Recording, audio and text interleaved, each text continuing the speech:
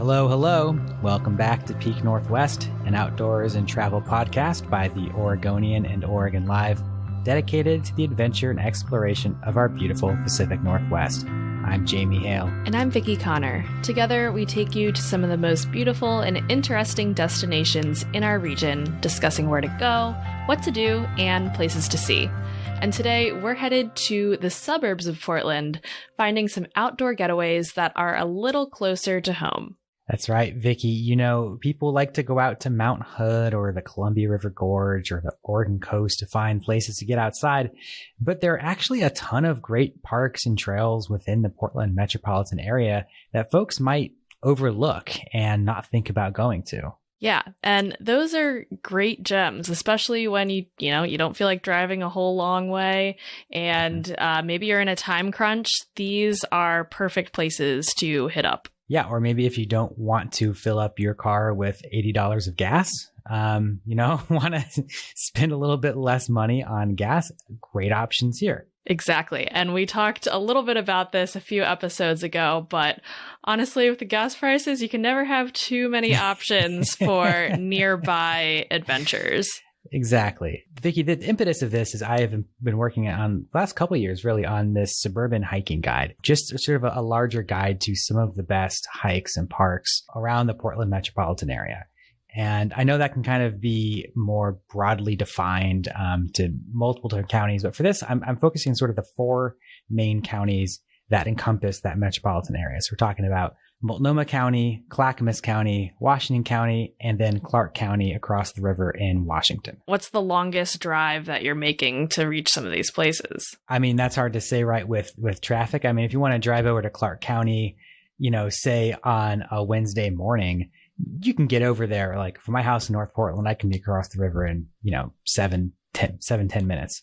Mm-hmm. If you're doing that exact same drive at rush hour, in the evening, it's going to take you maybe half an hour. So it's really hard to say with the traffic in Portland, but I mean, you can expect maybe anywhere from 15 or 20 minutes to 30 or 40 minutes, depending on traffic and depending on how far out there you want to go. Got it. Well, admittedly, I know that I haven't been to a lot of these suburban hikes that we're about to talk about, but I know that there are definitely days when I wake up like on the weekend and I don't feel like traveling way too far. So I'm excited to hear about some places that will have some options for me. Awesome. Well, I figured, let's go to county by county and pick out, I think about 2 hikes per county. It's a nice way to kind of just get an idea of what we're kind of looking at here. So let's just start off with Multnomah County. Multnomah County, where Portland is, and kind of a weird county in that it's long and encompasses a lot of different area. So if we go on one extreme end of Multnomah County, up the Columbia River to the east, you can go to Oxbow Regional Park. And we've talked about Oxbow a number of times on the podcast here, so I won't necessarily get into all the ins and outs of it. But this is a really awesome spot to go hiking with some old growth forest, as well as some sandy river beach along the Sandy River itself. So if you want to get some beach time, if you want to get some forest time, do any fishing, do any tubing, this is a really nice spot to go. And then on the far other side of Multnomah County, up of the Columbia River to the west, you have, of course, Sauvie Island. Really, really popular spot on warm, sunny days in the summertime, especially with all of its beaches. But Sauvie Island also has a bunch of places to hike. So there are a few different spots there on the island itself where you can find really nice hiking trails. So I know there's the Warrior Point hike, which takes you to a small lighthouse at the north end of the island. There's the Wapato Greenway, which is a nice place to hike. And then the Oak Island Trail is a really nice area to find just some nice little hikes down greenways or through forests or, up to lakes with little mountain views. I should say big mountain views of Mount St. Helens and some other peaks. It's just such I think, a really nice place to go. Whether you're looking for a pumpkin patch or you're looking for a beach or if you're looking for a place to hike. The hikes that you mentioned, what's the mileage look like on Sauvie Island hikes? Is it something where if you're looking to do a longer one, you might have to, hit up a few different trails? Is it something like that? They're mostly pretty short. So the Oak Island loop hike is about 3 miles. The Wapato Greenway, again, it's a loop hike, is about 2 miles. The longest one is the Warrior Point hike, and that's about 7 miles out and back. So that one's a little bit longer, but all of these are really, really flat hikes and mostly easy. You're not going to see a lot of elevation gain. I mean, it's right on the river. It's an island. There's not a lot of hills to climb. But this is also not a place where you can sort of connect trails. You kind of have to do these little independent hikes where you can get them, because in between them, you have a lot of sort of this mucky, marshy island wilderness that you don't want to get lost in. So speaking as someone who's gotten lost out there before, it's not super fun. Don't want to be wading through that. No. Well, that sounds great. And honestly, those flat trails can be super nice if whether you're hiking or maybe if you're a novice trail runner like I am. I love a flat trail. Those are great. Yeah, exactly. And that's what we see a lot of in the suburbs are a lot of these flatter trails for the most part, or places that give very little elevation gain. So if we move down to Clackamas County, we'll see exactly the same kind of thing. So one of these two hikes I wanted to pull out is Mount Tauber, which is a really popular spot to go. I hear lots of friends talk about, going out to Mount Tauber, hiking up to the summit. There's a nice little loop trail there. Again, we talk about climbing to the top. It's not really a huge hike. We're talking about, about 700 feet of elevation gain. So nothing too crazy. There's this 3-mile loop hike that takes you around Mount Tauber through the woods, along some boardwalks, maybe past some wildflowers. It's a really pretty hike there. Awesome. And is that kind of similar to Mount Tabor in that it's also like an extinct volcano? That's right. It's one of these extinct cinder cones from the boring lava field. So there's, basically anywhere that's called a mountain or a butte in the Portland area, odds are good that is one of these cinder cones. So yeah, Powell Butte is another one. Rocky Butte is another one.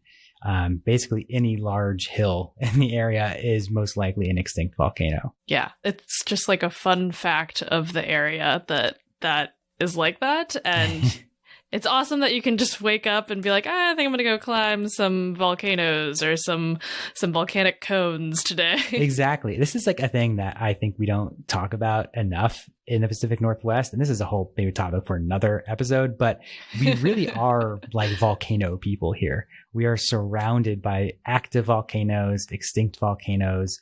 Our whole landscape was shaped by volcanoes. And I think that's just a really cool aspect that we don't really talk about, especially when we call things mountains, we call things buttes. We don't really think about their volcanic history. Totally. All right. So what else in Clackamas County do we have? Okay. So the second one is it's actually a new place that just opened over this past winter. This is a new park operated by Metro called Newell Creek Canyon. And this is just a really cute little peaceful hike there in Oregon City. So if you go basically just south of downtown Oregon City, you'll get to this little place, and it's right off of the highway. It's basically nestled between a 4-lane highway and a strip mall and some neighborhoods. So it's really right in the thick of things in Oregon City. But once you kind of dip into the woods there, it's this really sweet little place to go hiking or mountain biking. So there's no like big views here or really like major natural attractions. There's a little tiny waterfall in there, which is cute, but nothing to sort of write home about on its own. But there's a nice 3 or 4 miles of trails in there. And if you're on a mountain bike, you can make a sort of a nice winding loop out of it. If you're a hiker, you can do sort of an in and out hike. And I think it's about 3.5 miles or so. Just kind of go through the woods, cross some little bridges, see some ferns, sit on a bench. It's a really sort of nice, serene place to just get into nature right there in Oregon City. Yeah, I'm looking at pictures of it right now, and it definitely looks like a place where I can just be completely surrounded by ferns and mossy trees, and it looks awesome. Exactly. That's exactly right. So let's move on to Washington County. What are we hiking over there? You're going to kind of hear the same kind of hikes, very similar stuff, especially to what we just talked about in Clackamas County. So Clackamas County has Mount Talbot. Washington County has Cooper Mountain. And it's another sort of similar kind of hike where it's this mountain where you get, about 300 feet of elevation gain. There's a nice loop trail around it, some pretty views, some open savanna area and some forested areas as well. Again, just a really nice place to get out into nature with some easier family-friendly trails.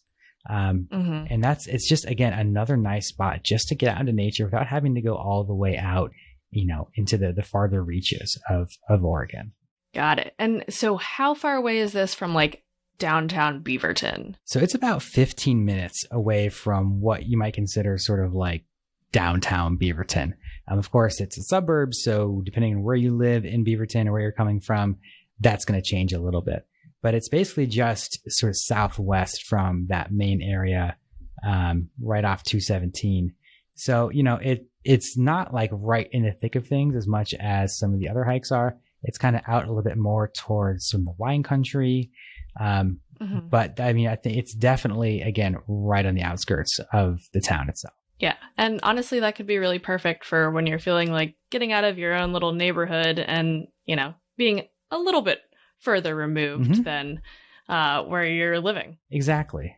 And, with so many people living in these suburban areas, and we'll talk about this a little bit later on the episode here, but you really have these places, even when they're just a little bit farther out, really no matter where they are, these are places that you're going to see a lot more people coming to because they're, again, right in the thick of these neighborhoods. For a lot of people out there, it's their convenient neighborhood hike. And that makes it a little bit different from some of the hiking experiences we're used to dealing with. Okay, so what else in Washington County do we have? So the other one I want to pull out is Tualatin Hills Nature Park. Folks who live in Beaverton, I'm sure know this spot. I rolled up there on like a Thursday morning and it was pretty packed. It wasn't completely full, but it was pretty packed. Very large parking lot. A really nice nature center right there with some exhibits for kids and a little gift shop. And it's this little kind of winding maze of trails that run through this forested area along Beaverton Creek. The trails a lot of them were paved, or they were sort of really compacted well. So this is a really nice spot if you are someone who uses a wheelchair or a walker, or if you want to push a stroller, anything like that. It's a really nice place where you can find sort of these easier, well-graded, flatter trails. It's a really, really great spot for basically hikers of all ages and abilities. And the other thing I really like about this park is how accessible it is to public transit. There is a max stop that is right on the edge of the park. So if you're someone who doesn't have a car or who doesn't want to drive or who doesn't want to try to fight for parking in that parking lot, you can take the blue line down to the Merlot Road Southwest 158th Avenue station and get off right there basically in the park. So that's a really cool feature that you don't see a lot when you're talking about some of these more popular hikes, maybe out in the Gorge or on Mount Hood. Yeah, that sounds great. Love the accessibility as far as transit. Love the accessibility to those in a wheelchair or, you're pushing your kid in a stroller. It sounds like just a perfect place for a large variety of people to enjoy nature, which is amazing. Exactly. That's exactly right. And again, this is just one of so many options. And that's what I like about looking to the suburbs for hiking is there's so many options. People just, for whatever reason, don't think to look in some of these places unless maybe you live there. And so moving on to Clark County, that's a great, sort of case in point. I know so many Portlanders who refuse to go to Clark County for any reason. It's like crossing the Columbia River. There's some sort of invisible barrier there that people do not want to go over.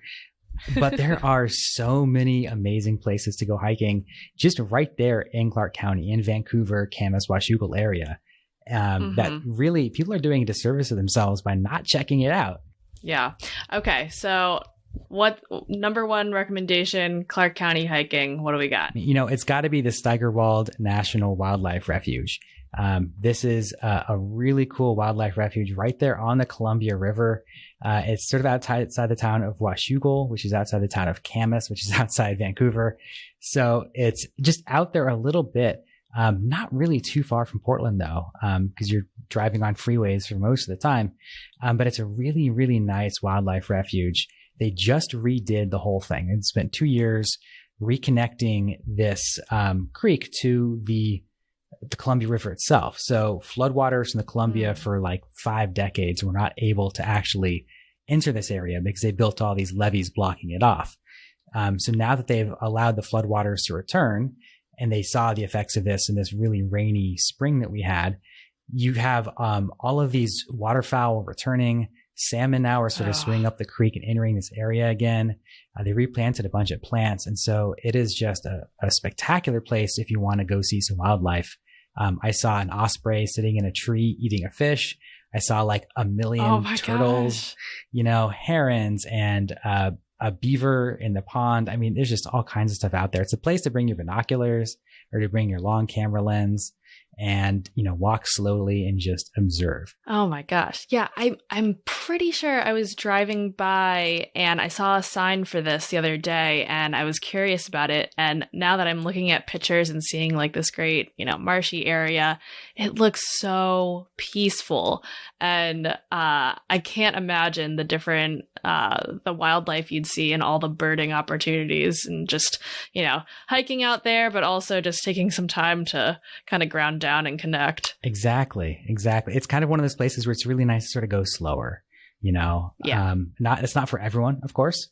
And that's the nice thing about the suburbs, that there's something for everyone out here.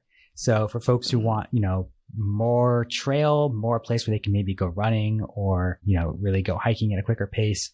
If you just go back from Washougal into Camas towards Lakmas Lake, there is a really nice park there called Lakmas Park, where there is a whole network of hiking trails that lead around Round Lake and then kind of off along Lakmas Creek. And this is a place where really quickly you find yourself in a place that you would never expect to be in suburbs. So there's a bunch of little tiny waterfalls. There's some really interesting cliffs. There's a place called Pothole Falls with some really interesting pools and cliffs. And you're really just kind of out in the thick of things really quickly while still being in the middle of Camas. And I think it's just a really cool place to get out, sort of, again, to feel like you're getting out into nature without having to go too far, Yeah, looking at these pictures again, gosh, I think it's just like so much for me to explore. Every time we talk, I feel like I'm really just like, oh my gosh, I have so many options. Where do I even start? Yep. But yeah, these great little waterfalls, the bridges going over some of the running water, looks like an awesome time. So we're going to talk some more about what you need to know about hiking in the suburbs of Portland right after a short break.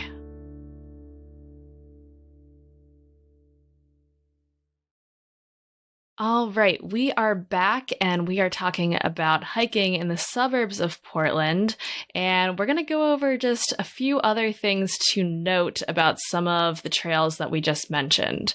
So one of the things that we briefly talked about is that, it's close to a lot of people and where people are living. So obviously it might lend to some bigger crowds. Exactly. Yeah. I mean, this is a situation where you cannot expect solitude at any of these places, maybe in the off season, maybe early on a weekday morning, maybe. Even then, I'm sure you're going to run into dog walkers or runners or somebody out there.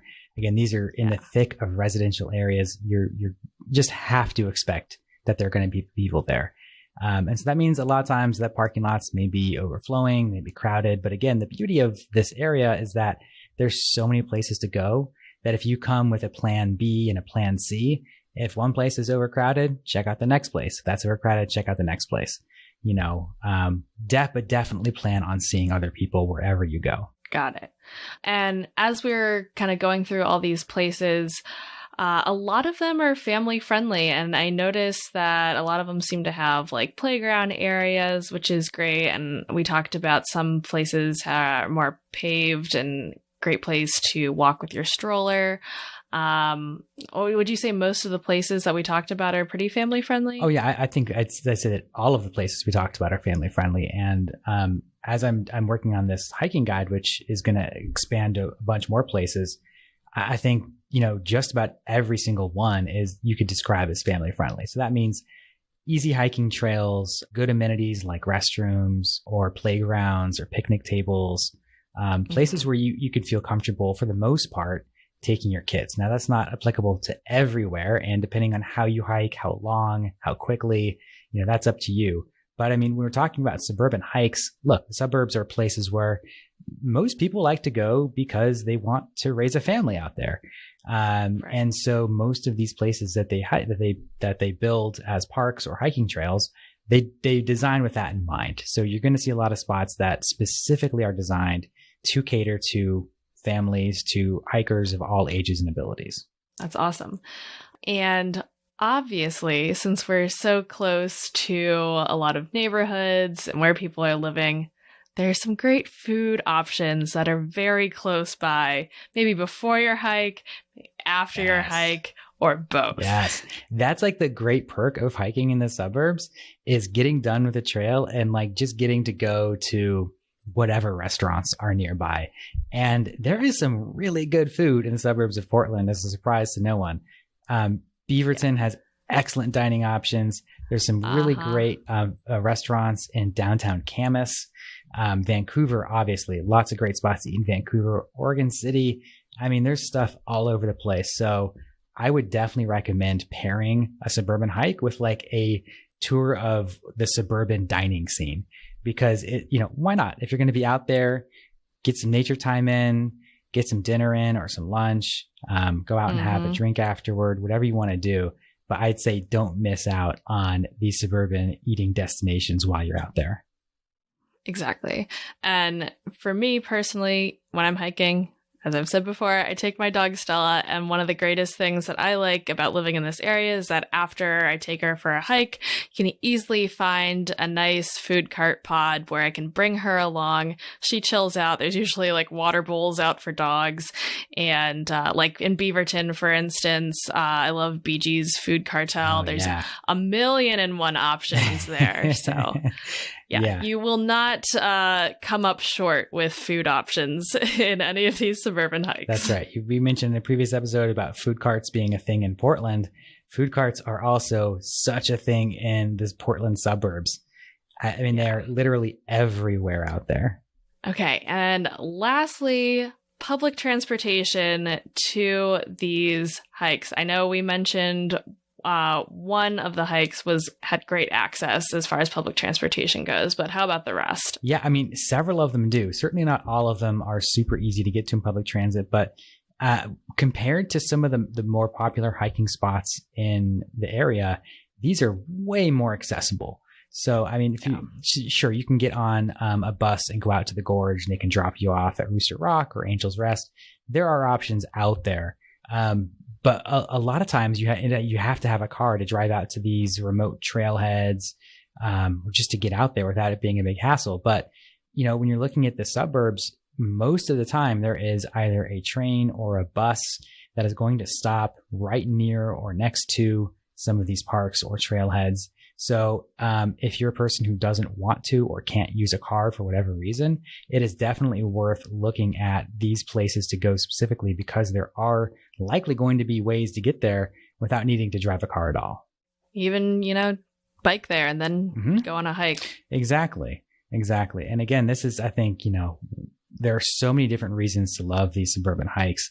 The fact that they're so accessible, the fact that they're near so much food, the fact that they're so family friendly, and the fact that there's just so many of them, I think is reason enough to go out and explore them. And I think, folks who either don't want to fight for all these, few parking spots at, Angel's Rest or out on the coast or whatever, or people who just have been to all the spots and want to try something new, there is a whole world of opportunity here out in the suburbs. And I always just want to implore people to go check out some new places you haven't been to before, have some new experiences, and, give our suburbs some love. And honestly, it's what makes living here so great, is that you just have a world of options of exploring the outdoors without having to travel too far at all. That's right, Vicki. And folks, that'll do it for us today. Until next time, you can watch our videos on the Oregonians YouTube channel and view all of our travel and outdoors coverage on OregonLive.com/travel, as well as here'soregon.com. Please leave us a rating or review if you enjoy the show, and if you want to support this podcast and our local journalism, please consider a subscription to Oregon Live. You can find details at OregonLive.com/pod support. Also, if you're a fan of the show and are interested in potentially sponsoring it, you can get in touch with our marketing people at advertise@oregonian.com. This episode of the show was produced by me, Vicki Connor, alongside Jamie Hale and Andrew Thien. Stay safe and happy travels, everyone. Until next time, we leave you with this 10 seconds of Zen.